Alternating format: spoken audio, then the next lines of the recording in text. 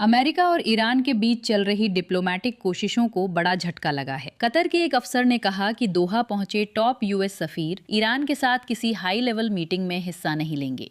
इस फैसले के बाद ईरान जंग को हमेशा के लिए रोकने और हॉर्मूज स्ट्रेट को पूरी तरह फिर से खोलने की कोशिशों पर सवाल खड़े हो गए हैं। कतर की वजारत खारजा के तर्जुमान माजिद अल अंसारी ने बताया कि इस हफ्ते बातचीत रीजनल सिक्योरिटी जैसे मुद्दों पर टेक्निकल लेवल पर होगी। इसके बाद में इसे सीनियर लेवल तक बढ़ाया जा सकता है।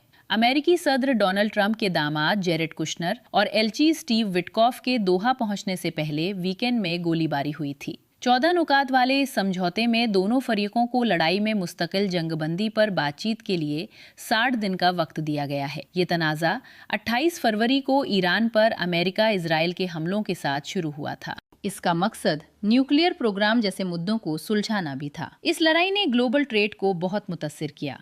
तेल और दूसरे सामानों की सप्लाई में रुकावट आई। खलीजी मुल्कों को ईरानी एयर स्ट्राइक का सामना करना पड़ा। इस तनाज़े में हजारों लोगों की मौत हुई, जिनमें ज्यादातर ईरान और लेबनान के लोग शामिल थे। ईरानी वजारत खारजा के तर्जुमान इस्माइल बखाई ने कहा कि डील पर बातचीत दोहा में होने का इम्कान है।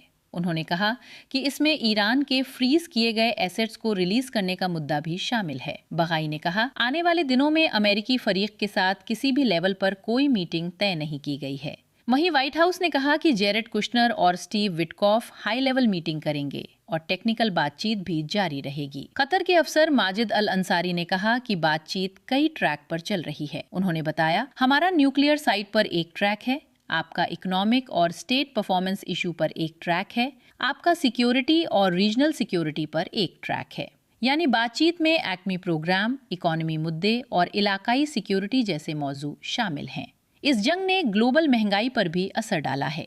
नवंबर में होने वाले मिड टर्म चुनावों से पहले अमेरिकी सदर डोनाल्ड ट्रंप पर सियासी दबाव भी पड़ा है। ये चुनाव यूएस कांग्रेस पर कंट्रोल तय करेंगे। ट्रंप और treasury secretary Scott Bessent gasoline retailer से कीमतें कम करने की अपील कर रहे हैं। फॉस्फेट फर्टिलाइजर के इंपोर्ट पर ड्यूटी कम करने की मंजूरी दी गई है।